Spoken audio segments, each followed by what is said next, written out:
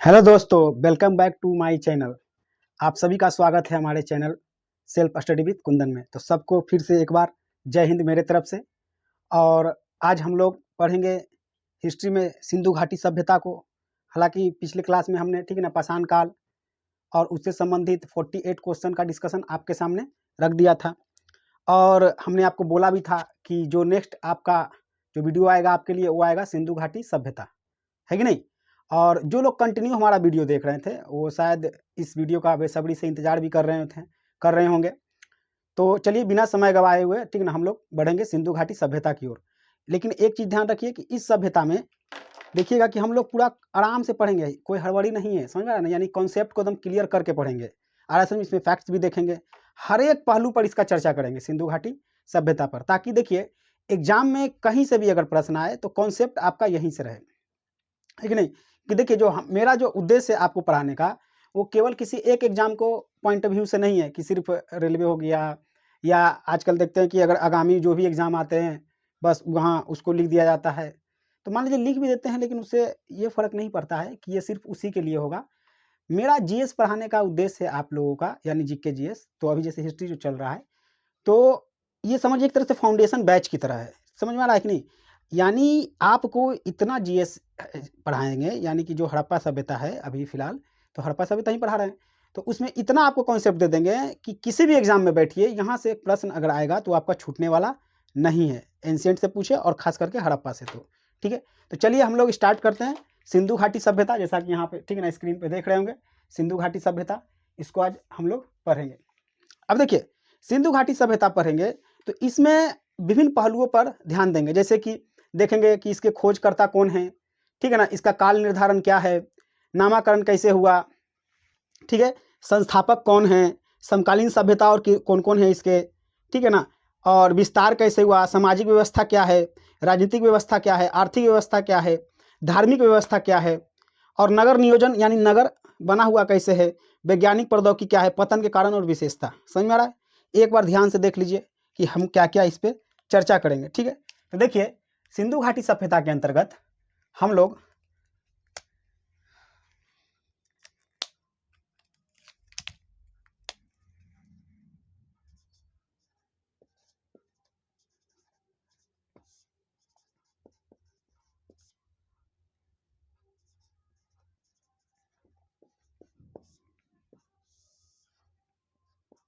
क्या क्या देखेंगे। तो देखिए सबसे पहले देखेंगे कि खोजकर्ता, उसके बाद काल निर्धारण, ठीक है ना। तो सबसे पहले हम लोग देखेंगे कि इसके खोजकर्ता,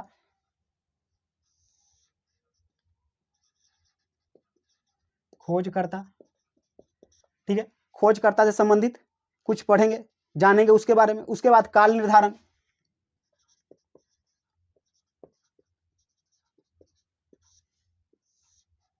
ठीक है, काल निर्धारण के बाद हम लोग पढ़ेंगे नामाकरण और इसके संस्थापक। इसके बाद पढ़ेंगे नामाकरण, ठीक है, उसके बाद पढ़ेंगे संस्थापक, नंबर 1, नंबर 2 में, नंबर 3 में और ये नंबर 4 में पढ़ेंगे। समझ में आ रहा है। अब देखिए उसके बाद जब संस्थापक पढ़ लेंगे तो संस्थापक के बाद हम लोग पढ़ेंगे समकालीन सभ्यता,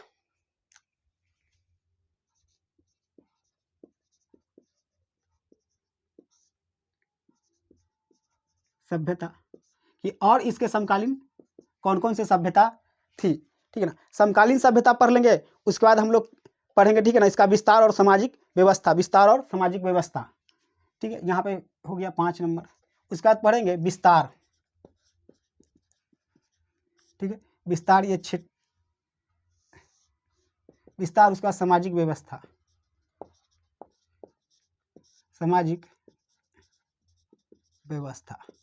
ये 7 नंबर में पढ़ेंगे हम लोग, ठीक है।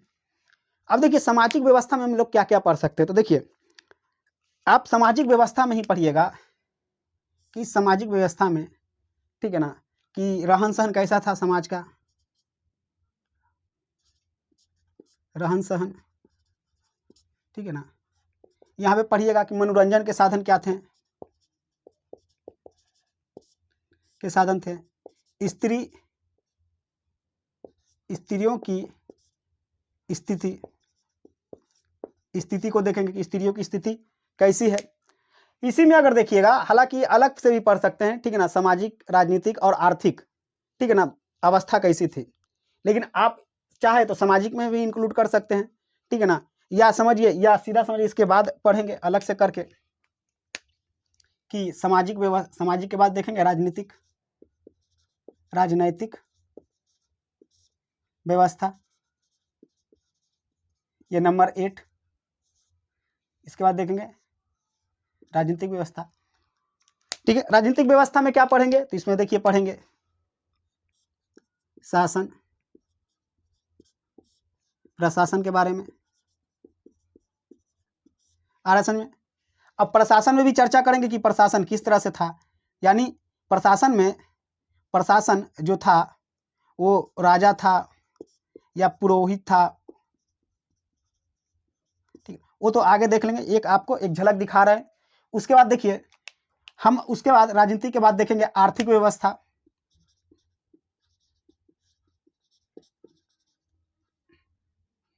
आर्थिक व्यवस्था, ठीक है।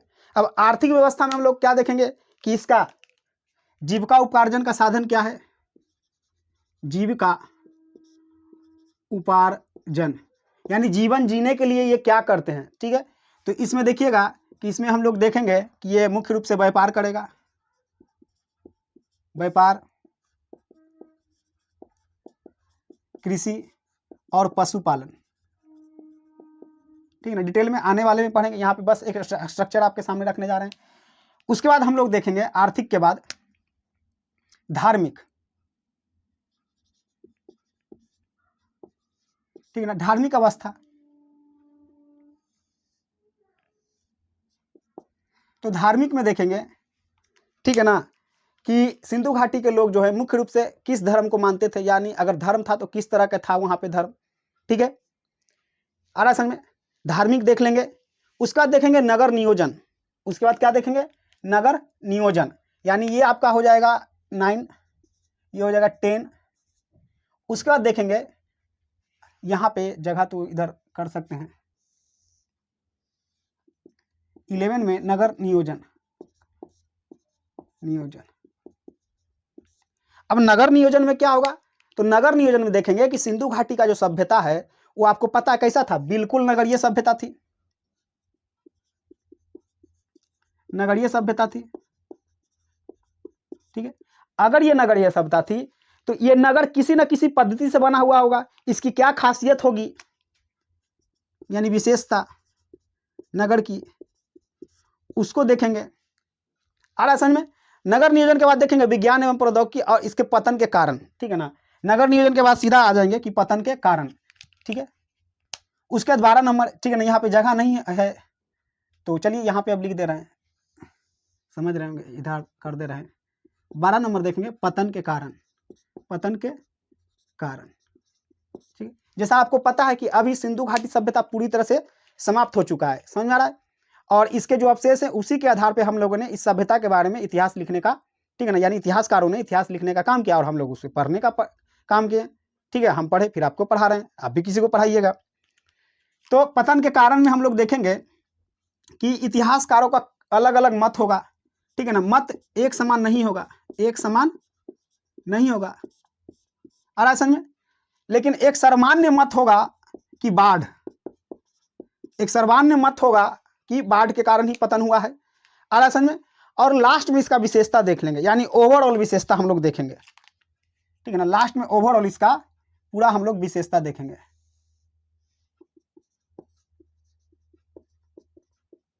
विशेषता को, यानी 13। समझ में आ रहा है जी।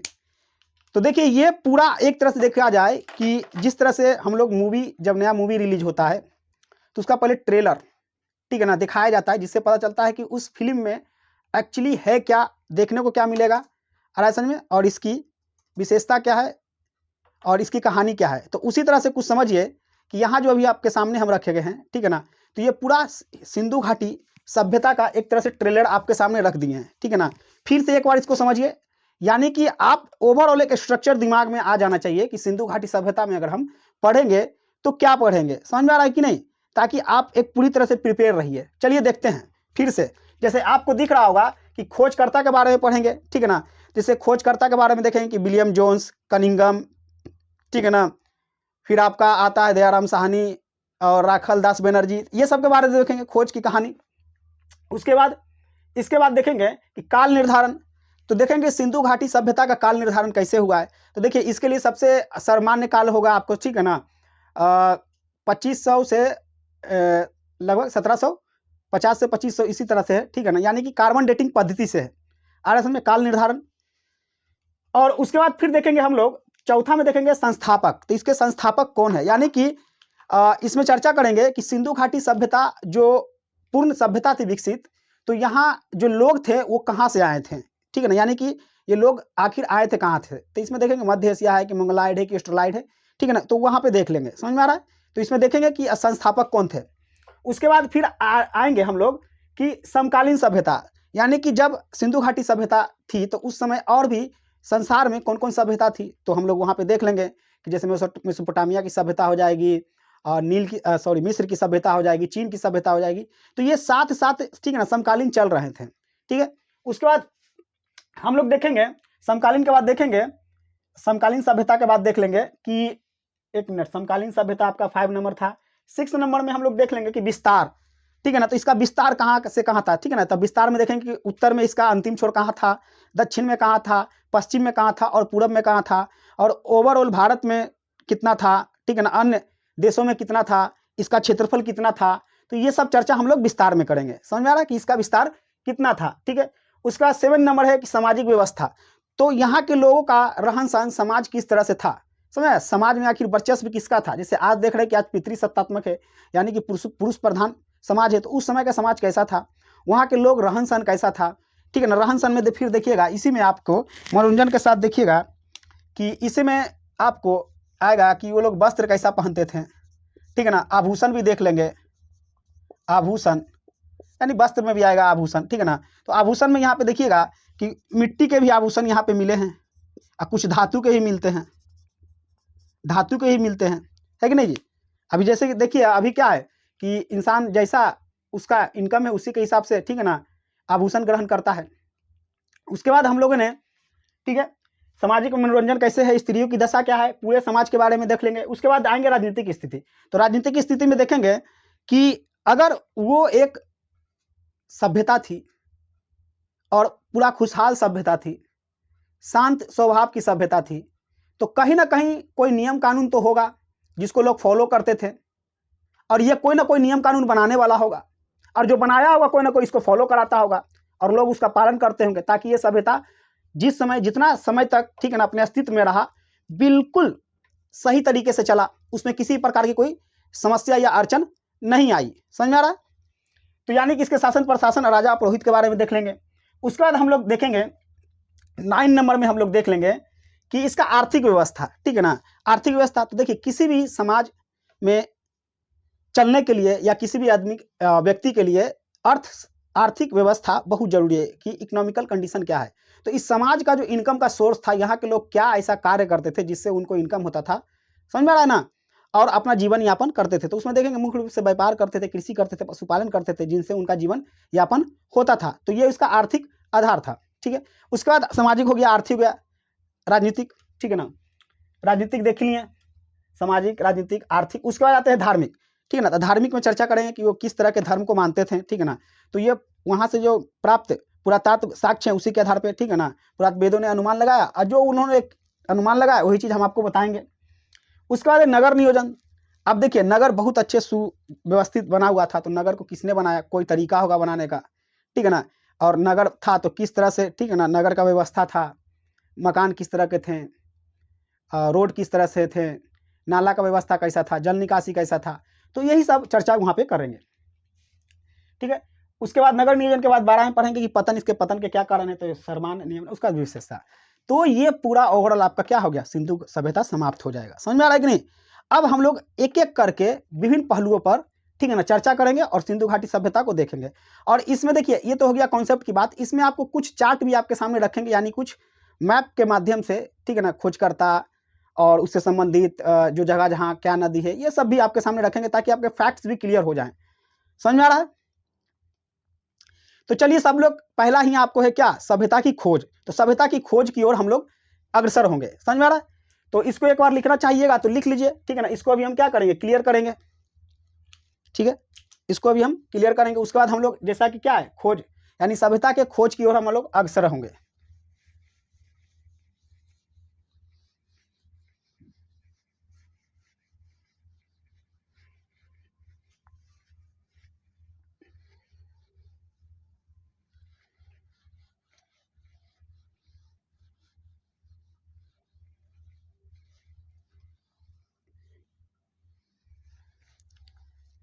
चलिए दोस्तों, जोश पूरा बनाए रखिएगा। समझ में आ रहा है ना? यानी कि मोटिवेशन जरूरी है, और मोटिवेशन कहीं और से नहीं आएगा, अपने आप से मोटिवेट होना है। समझ में आ रहा है ना? कहीं और से नहीं होना, क्योंकि आप मशीन नहीं है किसी और के सहारे रहिएगा। समझ में आ रहा है? आप ह्यूमन बींग है, अपना मोटिवेटर खुद बनिए। समझ में आ रहा है ना? दूसरे से मोटिवेशन लीजिएगा, समझ में आ रहा है, बहुत दिक्कतें पड़ जाइएगा। चलिए तो हम लोग पहला टॉपिक की ओर बढ़ते हैं, सभ्यता की खोज की कहानी। ठीक है ना, सभ्यता की खोज की कहानी, सभ्यता की खोज की कहानी। यानी इसमें हम लोग देखेंगे कि आखिर सभ्यता का खोज हुआ तो कैसे हुआ, है कि नहीं। अब देखिए, इस खोज से संबंधित कुछ व्यक्ति के नाम आपके सामने आएंगे, तो हम चाहेंगे उसको पहले ही आपके सामने लिख दें। जैसे पहले कुछ आएंगे आपको, चार्ल्स मेसन, चार्ल्स मेसन, ठीक है, 1826। आपको समझाएंगे कि क्या है 1826, समझ में आ रहा है ना। उसके बाद आपको आएगा दूसरा कि कनिंघम, कनिंघम 1853, ठीक है। उसके बाद तीसरा नाम आपके सामने लेने जाएंगे डलहौजी, यानी कि लॉर्ड डलहौजी, डलहौजी, ठीक है। उसके बाद चौथा नाम आपका आएगा कि John Burton and William Burton. समझ में आ रहा है? उसके बाद पांचवा नाम आपका आएगा कर्जन, ठीक है। तो ये खोजकर्ता से संबंधित कुछ लोगों के नाम आपके सामने हम, ठीक है ना, और इसके बारे में डील करेंगे। तो देखिए, पहला ही आपको नाम दिख रहा होगा चार्ल्स मेसन। तो देखिए, चार्ल्स मेसन 1826 आपको डेट दे दिए हैं। तो इसमें क्या है कि चार्ल्स मेसन ने 1826 में प्रथम बार हड़प्पा टीले का, ठीक है ना, खोज किया, यानी हड़प्पे टीले के बारे में बताया। समझ में आ रहा है? तो जो अभी आपको चार्ल्स मेसन आपको यहाँ पे दिए हैं, तो ये क्या दिया कि 1826 में हड़प्पा टीले का खोज किया। क्या किया? खोज किया। समझ में आ रहा है? हड़प्पा के टीले का खोज किया। और भाई कहां पे किया? तो ये पाकिस्तान के पंजाब प्रांत में, ठीक है ना, क्योंकि हड़प्पा अधिकतर पाकिस्तान में ही पड़ता है। तो ये देखिएगा, पाकिस्तान के जो पंजाब प्रांत है, पंजाब प्रांत, ठीक है ना, यानी भारत के मैप में आपको बताए थे, ठीक है ना, प्रीवियस क्लास में, कि जब इंडिया और पाकिस्तान का बंटवारा हुआ तो पंजाब दो भागों में बट गया। समझ में आ रहा है? तो पंजाब का कुछ हिस्सा पाकिस्तान में चला गया और कुछ हिस्सा भारत में है, आ रहा है समझ में। तो ये जो है, ये पंजाब, ये पाकिस्तान वाला हिस्सा, ठीक है ना, वहां से टीले की विषय में बताया। अब देखिए, इस टीले का अध्ययन कराया जाए, ठीक है ना, तो प्राचीन सभ्यता का। अब देखिए, टीला क्या होता है, टीला क्या होता है कि देखिए कि कहीं भी अगर कोई, अगर सभ्यता है तो वहां लोग निवास करते होंगे। धीरे धीरे क्या होता है, अब देखिए टीला कैसे होगा कि उस सभ्यता में क्या होगा, मकान बना हुआ होगा इस तरह से। अगर मान लेते हैं जैसे बिल्डिंग कैसे होता है, ठीक है, इस तरह से मान लेते हैं कि मकान है बहुत सारा, ठीक है। अब देखिए कि चूंकि ये सभ्यता पूरी तरह से लुप्त हो चुकी है, तो धीरे धीरे इस पे क्या होगा, परत दर परत मिट्टी जमेगा, समझ में आ रहा है ना। तो ये इस तरह से अगर इस पे अगर मिट्टी आएगा तो एक समय आएगा कि इस तरह से एक टीला जैसा ये आपको दिखेगा, समझ में आ रहा है, एक टीले जैसा। तो चार्ल्स मेसन ने इसी टीले के बारे में बताया और अनुमान लगाया कि इसके नीचे हो ना हो एक, ठीक है ना, सभ्यता दबी हुई होगी, ठीक है। तो हड़प्पा सभ्यता के टीले के बारे में सबसे पहले किसने बताया, चार्ल्स मेसन ने बताया। कब बताया, 1826 में। समझ में आ रहा है, एग्जाम में आपका प्रश्न ये पूछा जाता है, ठीक है। ये तो हो गया कि भाई चलिए चार्ल्स मेसन ने, ठीक है ना, पाकिस्तान प्रांत में ये हड़प्पा टीले के बारे में खोजा और उसके बारे में बता दिया, ठीक है। अब आते हैं नेक्स्ट आपको मिल रहा है, ठीक है ना, क्या, कनिंघम। समझ में आ रहा है, क्या, कनिंघम। तो देखिए कनिंघम पुरातत्वविद थे, ठीक है ना, जिन्होंने सिंधु घाटी सभ्यता का स्थल विषय में जानकारी दिया। समझ, ये क्या थे, पुरातत्वविद थे।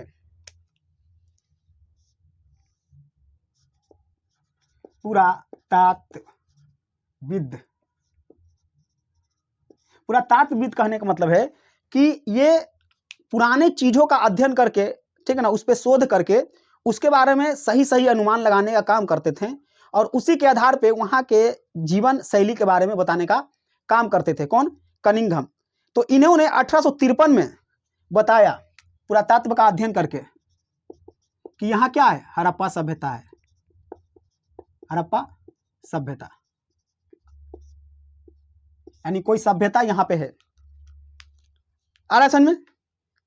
और फिर उसके बाद देखिएगा कि हम जानते हैं, ठीक है ना, हाँ देखिए, और एक चीज यहाँ पे चार्ल्स मेसन के बारे में और बता दे रहे हैं। तो ये बताया है, तो वो जो उसने जो, ठीक है ना, यानी जो पत्रिका लिखा या जो बुक लिखा उसका नाम था नैरेटिव ऑफ जर्नीज, पत्र था नैरेटिव ऑफ जर्नीज, यानी उसी में इसने बताया था, ठीक है ना, चार्ल्स मेसन ने। तो यहीं पे लिख दे रहे हैं नैरेटिव ऑफ जर्नीज, ठीक है। अब आइए फिर इस पे पुरातत्वविद, ठीक है ना। इसके बाद चूंकि देखिए, इसके बाद हमको पता है हम लोगों के कि 1850 के दशक में भारत में ब्रिटिश गवर्नर, ठीक है ना, कौन थे, यानी 1850 में कौन थे, लॉर्ड डलहौजी, ठीक है, यानी 1850 में था लॉर्ड डलहौजी, ठीक है ना। जो लॉर्ड डलहौजी था 1850 में, क्या,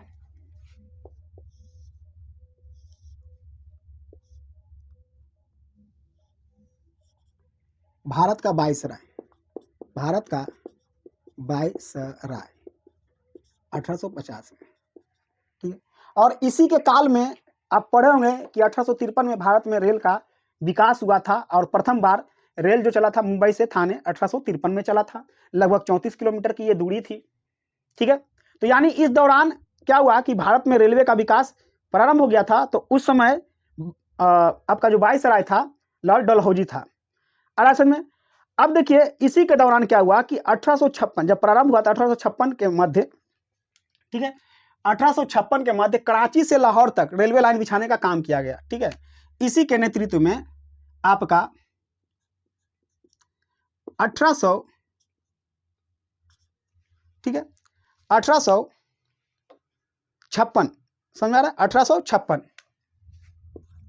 में कराची से लाहौर तक रेलवे लाइन, ठीक है ना, बिछाने का कार्य प्रारंभ कर दिया गया। अब देखिए बिछाने का जो कार्य प्रारंभ किया गया बाबू, ये किसी ना किसी के अंदर दिया जाएगा। अब ऐसा तो नहीं कि लॉर्ड डलहौजी खुद चल जाएगा। तो ये जिम्मेदारी दिए थे, ठीक है ना, बर्टन बंधु को, यानी दो गो भाई था, ठीक है ना, बर्टन बंधु, समझ में आ रहा है। बर्टन बंधु यानी बर्टन जो उसका था वो टाइटल था, ठीक है ना, अब भाई था तो बर्टन बंधु। इसका नाम अगर देखिएगा तो एक था जॉन बर्टन और एक था विलियम बर्टन, समझ में आ रहा है ना, यानी दो भाई थे,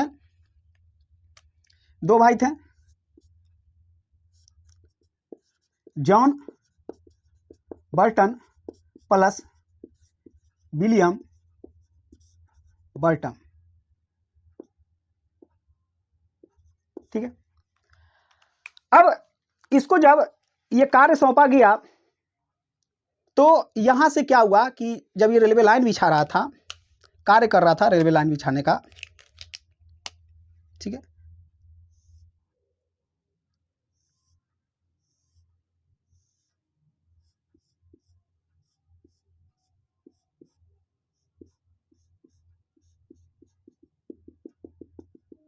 जब ये रेलवे लाइन का काम कर रहा था बिछाने का, तो इस दौरान क्या हुआ कि ये चूंकि खुदाई के दौरान कुछ इसके यहाँ से कुछ ईंट मिले, आ रहा है समझ में, इसको कुछ यहाँ पे ईंट मिला और इस भगचोंदर को कहिए, भगचोंदर ही कह सकते हैं या कह सकते हैं लालची, या इतना वो नहीं सोच पाया, ई का किया, वो ईंटवा का इस्तेमाल कर दिया रेलवे लाइन के बनाने में। समझ आ रहा नहीं, ईंटा का क्या इस्तेमाल कर दिया रेलवे लाइन के निर्माण के लिए, बताइए तो, ठीक है ना। वो सोचा होगा कि चलो पैसा बच जाता है ना जी, ईंटा यहीं से निकल रहा है बहुत, देखिए अब क्या दिमाग लगाया, ईंटा यहीं से निकल रहा है, ईंटा का पैसा बचेगा, भाड़ा का पैसा बचेगा, यहीं का ईंटा यहीं लगा दो, आ रहा है समझ में, यहीं का ईंटा क्या किया, यहीं लगा दिया। अब इससे क्या हुआ कि इसके महत्व को समझ नहीं पाया, और यहाँ का ईंटा यहाँ लगा देने से क्या हुआ कि चूंकि हड़प्पा का जो एक स्तर, कोई भी देखिए किसी भी इतिहास का जो होता है बाबू, स्तर बाय स्तर अध्ययन किया जाता है। जैसे ये टीला है, ठीक है, तो देखिए ये जो टीला है, ये जो सबसे नीचे का स्तर होगा, यहां से अगर कोई वस्तु मिलेगा तो सबसे पुराना होगा, यहां से होगा उससे कम पुराना, और सबसे ऊपर वाला नवीन होगा। आ रहा है समझ में, तो स्तर लेयर बाय लेयर, समझ में आ रहा है कि नहीं, परतों का अध्ययन करके पुरातत्व यानी कि इतिहास को और अच्छे से जाना जा सकता था, लेकिन इसके महत्व को तो पूरी तरह से छीन भिन कर दिया, ठीक है ना। यानी कि हड़प्पा से संबंधित अधिक जानकारी अगर है अभी भी, लेकिन और भी हो सकता था, लेकिन यहाँ पे देखिए ईंटे का ये इस्तेमाल कर लेता है, इसके महत्व को नहीं समझ पाया, ठीक है, यानी पर्यवेक्षक के तौर पर इन्होंने, ठीक है ना, काम किया था। आ रहा समझ में। फिर बाद में देखिएगा कि 1904 में भारतीय पुरातत्व विभाग का स्थापना हुआ भारत में, ठीक है, 1904 में, ठीक है, 1904 में भारतीय, ठीक है ना, पुरातत्व विभाग की स्थापना हुई, विभाग की स्थापना, ठीक है ना। अब इस विभाग का काम क्या रहेगा, तो इस विभाग का काम रहेगा पुरातत्व चीजों पे, ठीक है ना, अध्ययन करना, उससे खोज निकालना। आ रहा है समझ में। उस समय वाइसराय को थे लॉर्ड कर्जन, यानी कि लॉर्ड कर्जन के काल में 1904 में हमारे भारतीय, ठीक है ना, पुरातत्व विभाग की स्थापना की गई, लॉर्ड कर्जन, लॉर्ड कर्जन। आ रहा है समझ में। अब देखिए कनिंघम भी इसको महत्व को नहीं समझ पाया, ठीक है, और ये बटन बंधु भी इसके महत्व को नहीं समझ पाया, लेकिन जब 1904 में भारतीय पुरातत्व विभाग की स्थापना की गई लॉर्ड कर्जन के द्वारा, तो जॉन मार्शल के नेतृत्व में, समझ रहा, किसके, जॉन मार्शल के नेतृत्व में, ठीक है, तो यहां पे उसका देखिएगा कि जब कर्जन ने स्थापना किया तो जॉन मार्शल के नेतृत्व में इस कार्य को आगे बढ़ाने का काम किया गया, पुरातत्व का अध्ययन के बारे में का कार्य आरंभ हुआ, यानी और जोरों शोरों से।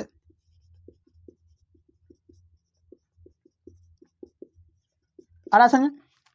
अब चूंकि ये भी अपने नीचे, ठीक है ना, कुछ व्यक्तियों को हायर करते हैं और उसके में लगाते हैं। व्यक्ति कहने का मतलब है कि जो व्यक्ति, ठीक है ना, इसके बारे में जानकार होंगे, इसके बारे में अध्ययन रखते होंगे, उसी को दिया जाएगा, ठीक है। तो इसमें आता है आपको एक, ठीक है ना, दयाराम साहनी, ठीक है ना, और राखलदास बनर्जी, ठीक है ना, दयाराम साहनी। तो इसी के अंतर्गत, यानी जॉर्ज मार्शल के अंतर्गत, ठीक है ना, 1921 में दयाराम साहनी, जिन्हें हड़प्पा सभ्यता की खोज की और इसके महत्वों को बताया, इसके महत्व को बताया। आ रहा समझ में? और इसी के आधार पे पूरे संसार में बताया गया कि एक बहुत ही अद्भुत अद्वितीय सभ्यता पहले थी, जो आज से तो बहुत साल पहले ही थी, लेकिन आज से कम विकसित नहीं थी। यानी पूरे विश्व लेवल पर इस बात की घोषणा कर दी जाती है, ठीक है ना, कि एक सभ्यता, हड़प्पा सभ्यता की प्राप्ति हुई है, ठीक है। उसी के जस्ट अगले साल यानी कि 1922 में आपका राखल दास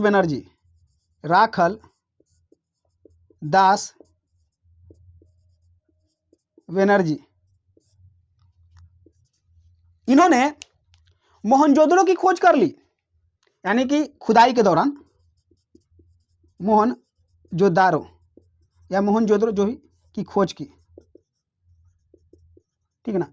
फिर तो समझिए और भी अन्य स्थलों की खुदाई प्रारंभ हो गई, और भी स्थल, ठीक है ना, इस माध्यम से खुदाई के माध्यम से प्राप्त होने लगे। आ रहा है समझ में? तो ये आपका एक कहानी था कि हड़प्पा की खोज किस तरह से हुई। अब इससे संबंधित कुछ और भी फैक्ट्स हैं जिसको अभी हम लोग देख लेंगे, ठीक है ना। अब इसके बीच देखिए कि पिगट महोदय ने हड़प्पा और मोहनजोदड़ो को, ठीक है ना, दो जुड़वा बहन या एक तरह से राजधानी भी कहा। समझ में आ रहा है? तो पिगट ने जब आपका हड़प्पा और मोहनजोदड़ो की खोज हो गई, ठीक है, तो इन दोनों को पिगट ने, ठीक है, पिगट महोदय, चलिए महोदय लिख दे रहे हैं जी, समझ आ रहा है नहीं, रिस्पेक्ट, पिगट महोदय ने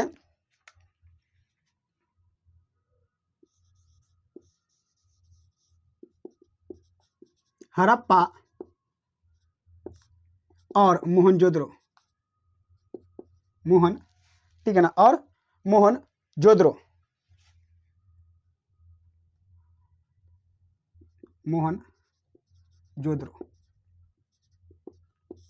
को कहा, क्या कहा जी, तो कहा जुड़वा राजधानी, जुड़वा शहर या कहिए राजधानी। और इस दोनों के बीच का जो दूरी बताया है हड़प्पा और मोहनजोदड़ो का, वो 670 किलोमीटर बताया। कितना बताया? 670 किलोमीटर। यही पिगट महोदय ने बताया कि इन दोनों का बीच का दूरी है 670 किलोमीटर। आ रहा है समझ में? तो ये आपकी थी हड़प्पा सभ्यता की खोज की कहानी। समझ में आ रहा है? तो हम लोगों ने, ठीक है ना, टारगेट लेके कितना चले, 13 टॉपिक को करना है इसके अंतर्गत, जिसमें आज हम लोगों ने, ठीक है ना, एक को खोज की कहानी को कर लिया। तो चूंकि समय हो गया है तो आज के लिए आपके लिए, ठीक है ना, इतना ही। और ये आपको कैसा लगा, ठीक है ना, और देखिए आराम से पढ़िए, कॉन्सेप्ट भी आपको देंगे, ठीक है ना। तो बाकी जो भी होगा आपका अपना फीडबैक, ठीक है ना, कमेंट बॉक्स में दीजिएगा, ठीक है। और कोई भी अगर किसी प्रकार का कोई इशू हो या किसी भी तरह का अगर गाइडलाइन चाहिए तो मेरा नंबर, ठीक है ना, आपको नीचे डिस्क्रिप्शन में दिया हुआ रहेगा, आप कॉल भी कर सकते हैं। तो आज के लिए इतना ही, ठीक है ना। नेक्स्ट में हम लोग, ठीक है ना, इसके आगे का जो टॉपिक है वो करेंगे, ठीक है। जय हिंद।